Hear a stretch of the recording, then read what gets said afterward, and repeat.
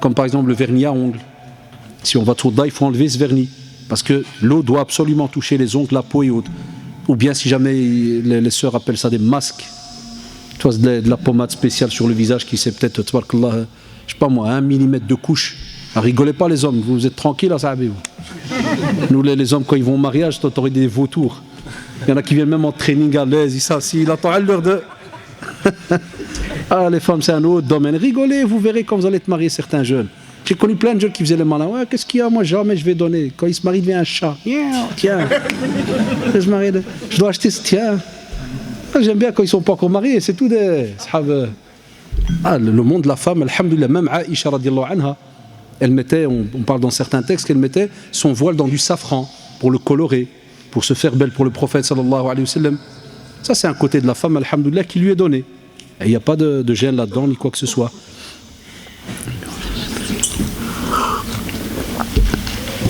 Ah, on a un frère à nous, Mskin, Jazaoullah, qui dit: moi, je suis belge converti. Des fois, j'ai peur de dire aux gens que je suis musulman. Est-ce grave? Et naam, ça dépend qui. C'est vrai, ça peut arriver. Ça dépend à qui tu vas le dire. Si une personne, tu vas lui dire et tu sais que ça va t'attirer des graves problèmes. Un exemple, des fois, avec tes parents. Moi, j'ai une belle-mère convertie, j'ai un beau-fils converti, donc je sais ce que c'est. Il peut arriver que, subhanallah, tu vas le dire à tes parents et ils vont te nier, mais complètement, et fermer les portes, ceci, cela, alors qu'il y a moyen d'aller étape par étape. Donc c'est pas, il faut connaître le milieu. Nous, alhamdoulilah, parmi les métiers qu'on avait au centre islamique, on s'occupait des convertis et on donnait cours. J'ai donné cours avec Cheikh Moustapha Kastid pendant une dizaine d'années aux reconvertis. Et on s'occupait aussi d'eux quand il y avait des fois des problèmes, qu'Adam faisait des médiations, ainsi de suite, en ce temps-là. Donc il faut savoir leur répondre. Chaque situation est différente. On ne dit pas à un converti: mais vas-y, fais l'islam power, Allah est grand, vas-y. Ta mère fait la main, il dit: je suis musulman, crève, monte, qu'est-ce qu'il y a? Qu'est-ce qu'il y a? Ah, j'ai déjà assisté à des discussions au centre. Non.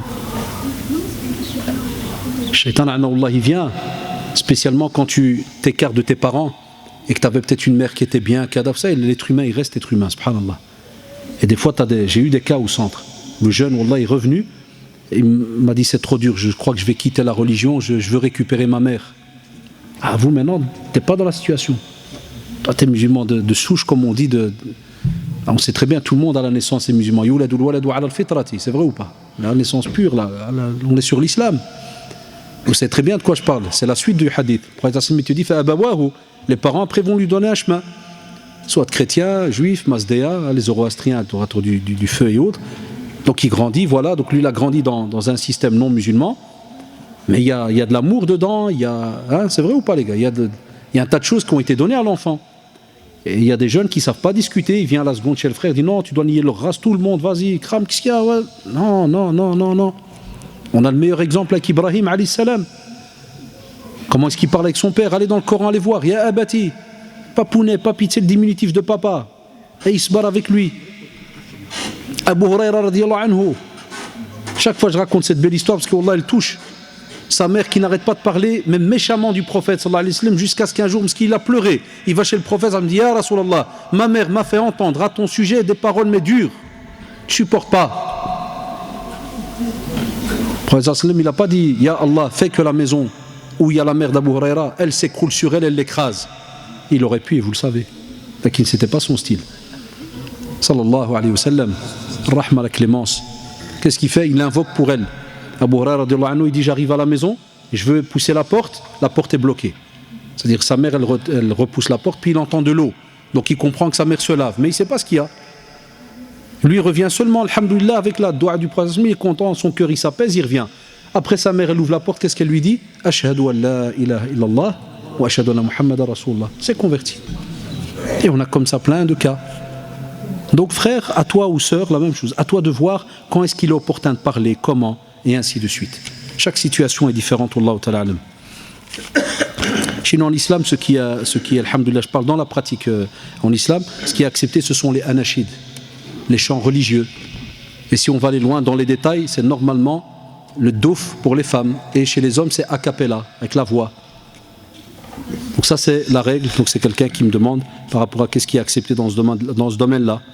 Après, bon, il y a d'autres personnes, ils ont leurs avis, ça c'est autre chose. Allahu ta'ala a'lam.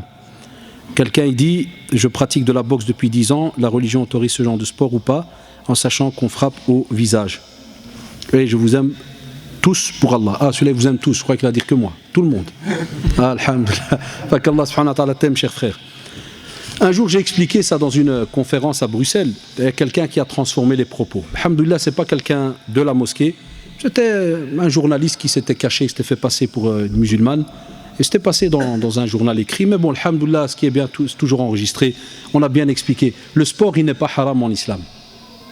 Le professeur Salma même poussé à ce qu'on apprenne à nos enfants l'équitation, cheval, yak, l'équitation, natation, tir à l'arc. Donc, alhamdulillah, le sport, nous en tant que musulmans, on n'a pas de problème.